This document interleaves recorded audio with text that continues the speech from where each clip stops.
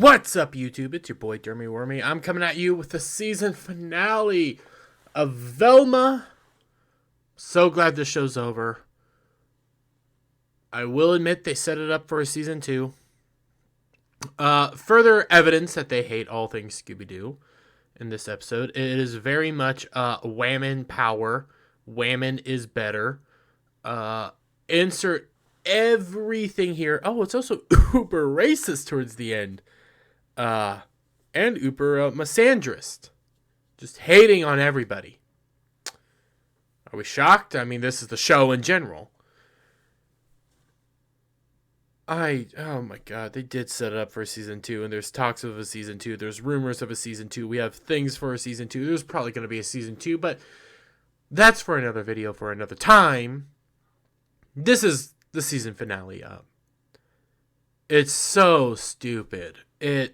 Things happen again that I guess some of it was set up. I guess. I don't. Okay.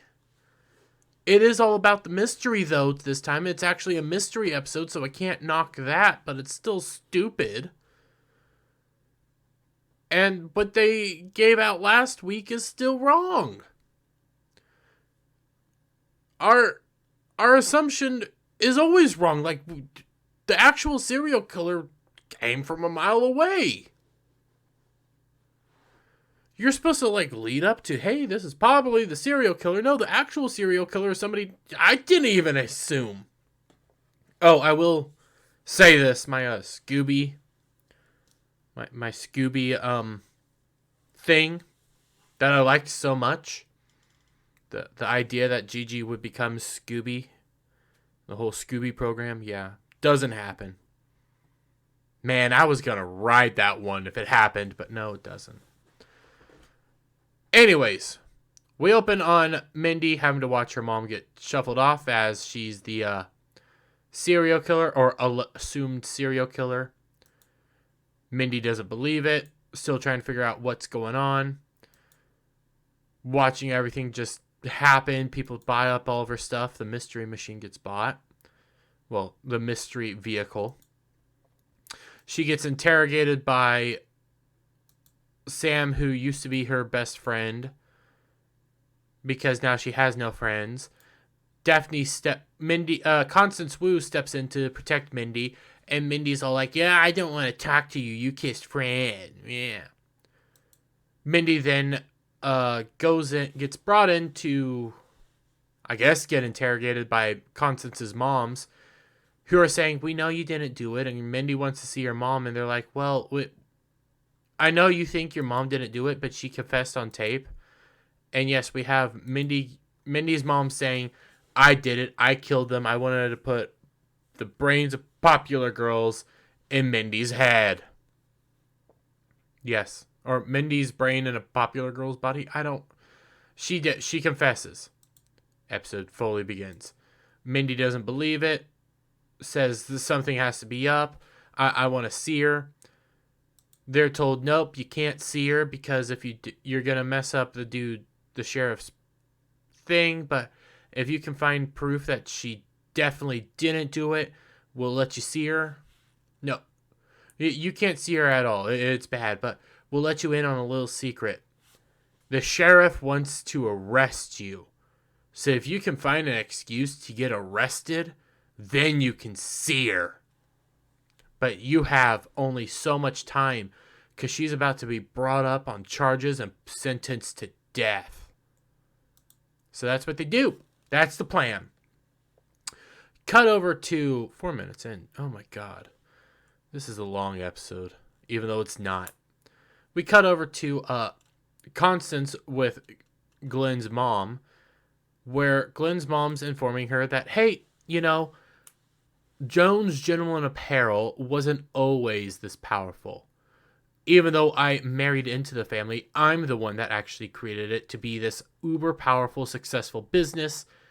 And now I am asking you to join us because I need another strong whammon to assist with us. And you will be perfect. So please join us. And Constance says yes. Cut over to Mindy banging on Glenn's door. She gets a call from Sam. She ignores it. We need to talk. Oh, Sam texts him, we need to talk. She says later. Then she starts hearing banging and breaking, goes back door, finds the garage, and she sees Fred raging out. Well, Glenn raging out. And he's all mad because his mom thinks that they need an outside perspective. He's not mature enough to run the business. He's not good enough to run the business. And to show how good he actually is, he tried to draw the company logo on a tire. And Glenn says, yes, I drew the company logo on everything. See? And we are revealed to this. Glenn bought the mystery machine because, and I quote, every company needs a sleazy, sketchy, teen sexualized mobile where dirty, nasty, sexy stuff happens in.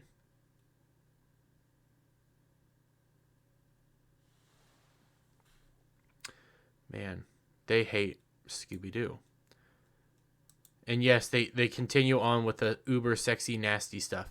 Anyways, Mindy gets the idea that she gets the perfect idea to get in to talk to her mom.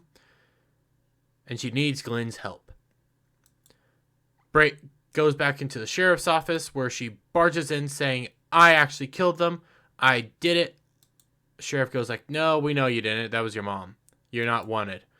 Then she says, well, will you arrest me if this happens? And Glenn comes in saying, officers, this minority is bothering me.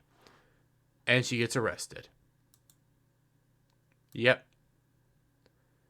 Cut over to the high school, randomly, where Constance is trying to find Mindy. She goes up to Sam, and Sam cusses at her because he's all mad and frustrated. Everybody takes note of that. You have Gigi looking sad because she still loves Sam. Constance goes to her locker, finds a geode, opens it up to a note and a chain. The note's from her mom, and it's that yes, her mom was subdued by the serial killer, got away, and ran off. And this is something that she found that might lead you to the serial killer. Oh, yay. And Constance takes a look at it and is like, oh my god. What is it? We won't know. We cut to Mindy getting thrown in jail. You only have 2 hours before your mom gets taken out, and that's when the monster in the toilet starts eating. Mindy gets up to talk to her mom, and her mom's like, oh, honey, I need to talk to you. And just repeats the whole line again that, hey, I wanted to cut out popular girl brains and put them in my daughter's head, or vice versa. I cannot remember. And Mindy's like, quit saying that. Stop. And her mom's like, you need to listen to me, and says that again. And that's when it starts dinging on Mindy that in reality she was hypnotized. Something's wrong. Her mom's like, yes, we need to figure this out. And then the sheriff comes in and takes her out. Yep. She's now left there alone. Have a scary monster come up behind her. And in reality, it's just Constance Wu. Constance comes in, presents the pocket watch, where Mindy takes a good long look at it and goes like, oh my god, I know that watch. Gets an hallucination, and in reality gets a memory. Turns out that she was hypnotized by the serial killer the night where she went off to go find her mom, to basically be filled with self-doubt that nobody likes her, she's a weirdo, and that she'll never be able to solve her mom's mystery. And that it's all her fault, causing the hallucinations. So yes, that's a thing. And now she wakes up like, oh my god, I was hypnotized. But how are we going to figure this out? We're going to get out, talk to Constance. Constance still wants to talk about the relationship. Mindy's not interested in that. She's interested in the mystery. They drop the pocket watch. After Mindy says, that pocket watch is from the serial killer. It's probably covered in semen. And Constance drops it on the ground. That's why they picked it up like this. And they see a name inside of it. And the name was the name of the general. Trying to get the shot. That was in charge of the Scooby program. And how he was a master of hypnosis. So that means he's the one. Some connection to him is the real serial killer. And then, they get all close and bothered because, yes, they love each other. And then phone rings, and it's part of the business. Glenn's family's calling because Glenn Horton went off the deep end or some reason like that. I don't remember off the top of my head. And Constance has to go and take care of it. Constance then sprays some of the perfume on Mindy. This perfume, by the way, was mentioned at the beginning when in the office with Glenn's mom, and it's a new perfume line that they're trying to send. It smells good, and everybody's all happy. Constance gets in the limo that was sent for her, and she drives off with Glenn's dad lurking. I'm going to have to struggle with that one. Lurking in the background, making sure something goes on. Okay, this is going to be a hard one. Because we have another shower scene. And I'm just going to use the little box because it obscures everything. Because, yes, again, we have to have a similar over-sexualized moment of high school-age girls and brains. Basically a repeat of the first episode where, at the very beginning, popular girl, hot shower, sexy time, doing these whole discussions. And Mindy walks in. And Mindy confronts them on, do you guys know, because the brains were there, do they know where the pocket watch comes from? And the brains are all like, no, we don't know. And then Mindy starts berating them like, what the hell? What are you guys even useful for? Before Gigi starts berating her. And yes, I know, ignore the big picture. Look at the tiny picture right now. Because this is uber sexualized and creepy.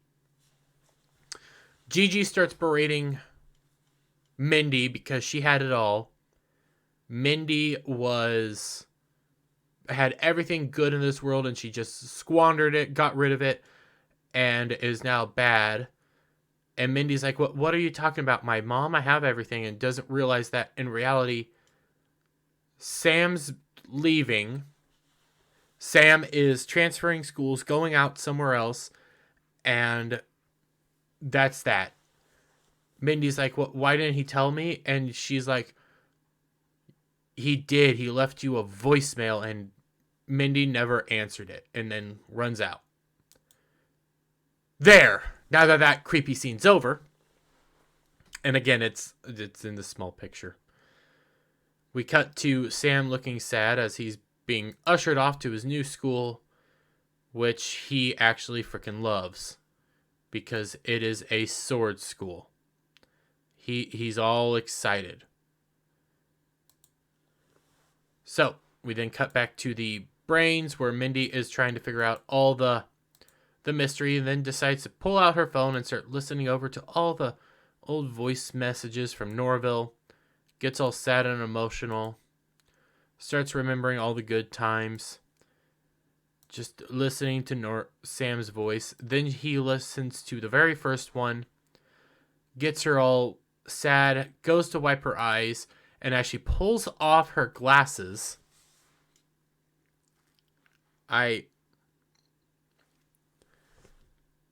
begins a cascade effect, let's say. Because she listened to voicemails. She opens up her glasses and sees a logo for Jones Gentleman Apparel. That's where her glasses were made. She sees the insignia, the little thing, and goes like, I've seen that before. goes over to a picture of Glenn's parents. I kid you not. She goes over to a picture of Glenn's parents, sees the insignia on his lapel, scrolls down to a pocket watch with the same insignia, pulls out her pocket watch, and guess what? It has the same insignia. Dun, dun, dun! Now the cascade. She then begins looking it up, and it turns out that, as she confesses it to her whole family, in reality, Jones Gentleman Apparel assisted in funding the Scooby Project for the government, and they gave out the pocket watches to everybody. So that's the connection. And his mom's innocent, and she needs to get a ride to the mansion. So, yep, that's what's happening. We then get over to the mansion where Mindy starts saying, I'm good at this now. I was hypnotized, just like Mom, by a Jones. And I was hypnotized to make people think nobody liked me and I was worthless. But that's why when you started liking me again, and when Norville said that he liked me and stuff, that the hallucinations went away. In reality, it was because people actually did have faith in me. Oh, good for you.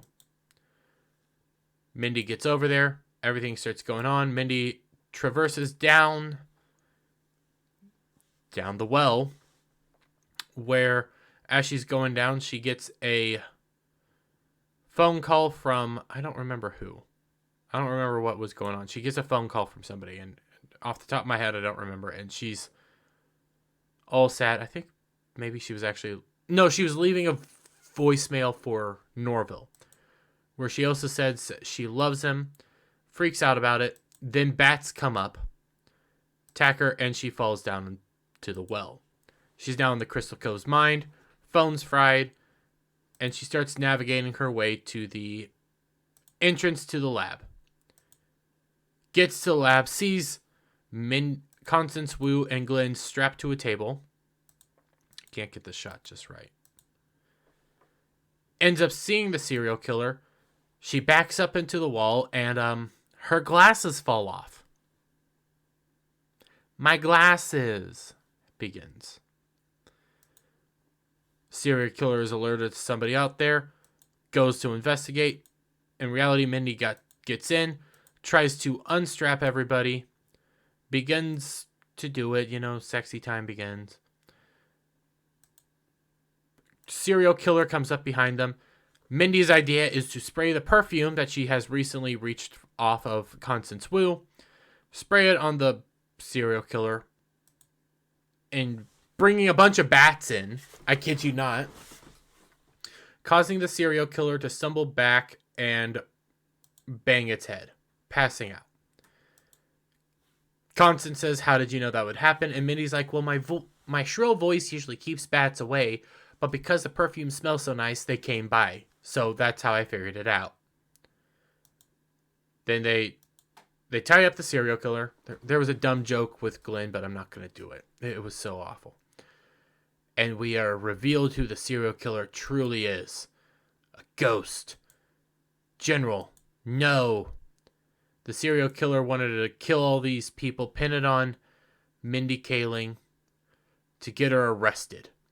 But in reality, Glenn Horton went to prison for it.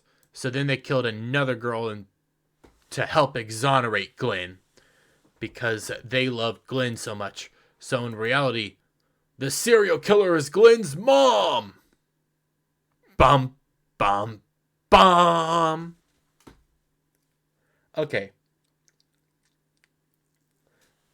Newsflash for the audience and people. I get it. This is a misdirect, and sometimes in Scooby-Doo you have a misdirect on who the actual ghost person is. Here's the thing.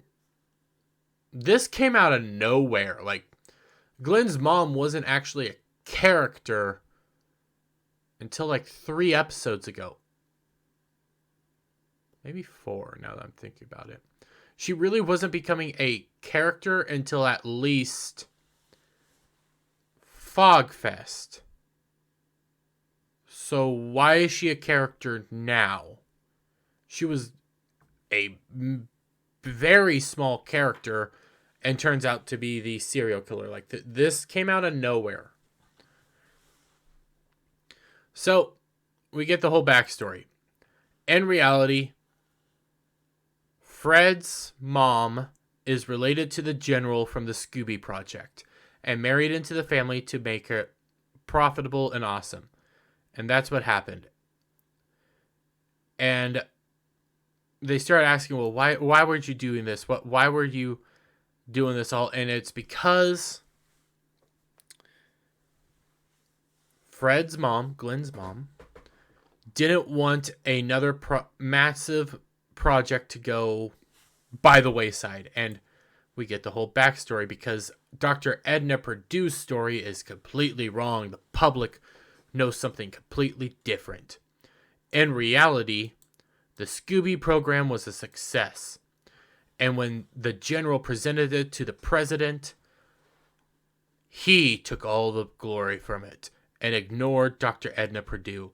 So instead, she transferred the brains back, shut it all down, went into hiding, basically gathered all her notes, was arrested by the government to make her talk, and she never did because she was a strong woman. She was strong woman, and because the general, Harry Meeting, wouldn't give her credit, project was shut down. They lost everything because he wouldn't acknowledge the strength of a strong, independent woman. Yes, that is literally what happened. I'm not joking. So his mom decided that she will restore their family name and got married to the family that was giving them all the pocket watches. The Joneses. In reality, she didn't love Glenn's dad. She just wanted to marry him for the money and the power, and then ended up establishing it as an uber powerful thing, but soon saw that her empire that she built was going to be destroyed by her dork of a son. So she decided she would find Edna Purdue's whole stuff, her whole research,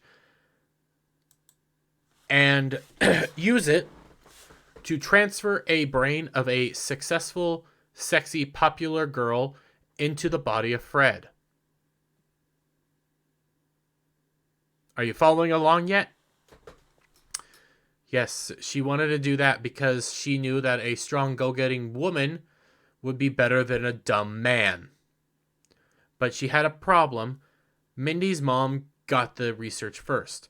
So she hypnotized her, got her to basically work for her, and from then on, everything good was going. And this is actually when we get the reveal that it was strong women's. Then she's like, oh, there's so much more to this, and I'm going to get what I want. Calls in Glenn's dad, who has a gun. Kid you not. He has a gun. And he's hypnotized. He bashes in Mindy's head and frees her. Get to a new shop where everybody's back to being strapped down by the table. And Glenn's mom looks at her and says, you know what? I changed my mind. I have a different person I want to be in Glenn's head. I want you because, Mindy, your brain is sharper, you're smarter, you're better, you're more of a go-getter. You would be perfect to run Jones Gentleman Apparel and be in Glenn's head from now on. And Constance is there at gunpoint. Mindy's looking at them like, oh my God, why? And his mom literally starts saying, you know what? You know what would be awesome? The reason why I want you, an ugly, good-for-nothing girl who has no actual qualities besides her brain that is beautiful and awesome. The reason I want you is because you would know how great it is to live in the privileged, successful body of a rich white dude and get all the benefits of that life of living in the body of a rich white dude. And Jones says, no, you don't want that. We're always presidents. Who wants that job? And, his mom really pressures her. And she's like, you know what? Yes, I'll do it. I will do it for all that power because you know me, right? All I want is all that uber power. And I would love to live in the body of a rich, white, fragile, egomaniacal dude and get all that benefits from a fragile man baby. Mindy begins berating Glenn. Glenn gets angry. And that's exactly what Mindy wanted. So he got angry, gets white rage, breaks free from the restraints, beats his dad, takes the gun, and basically his mom runs away. Glenn looks at Mindy, aims the gun at her, frees her, and she's like, oh my God, you're amazing, Mindy. Only best friends would do that. You're the bestest ever. Now, if you don't mind, I'm going to go after your mom. My mom, you guys get out of here. Glenn encounters his mom, corners her, and she's all like, Freddie, darling, there's more to the story than you realize. Get back over to Constance Wu and Mindy where they're trying to figure out how to get up the rope. Just then, gunfire. There's Glenn's mom with a gun and Glenn. Well, Fred, but Glenn. And Glenn's like, guys, you need to calm down and stop. In reality, my mom's being possessed by the ghost of Dr. Edna Purdue. Because he's rich, white, stupid, and man baby. Yes, he's manipulated. Because his mom. So yes, now she has them at gunpoint. Him convinced that it's Dr. Edna Purdue. She's going to kill them all, get away with it. Incoming love kiss from both of them before Mindy says the name Norville to Constance because they love each other. Constance gets all uppity like, oh my God, you said his name? You said the name? And just then, out of nowhere, Sam, who's Norville, comes from up above saying, hi, everybody. I heard everything. I got your voicemail, and I love you too, Mindy. He starts propelling down the rope. Glenn's mom shoots at him. Oh, white woman shooting at a black man. He ricochets the bullet off of his sword. I kid you not. It hits a stalactite. And as Glenn's mom is ranting that I'm just going to kill you all now, begins aiming, the stalactite falls on them and they all get splattered in blood. And it basically breaks everybody.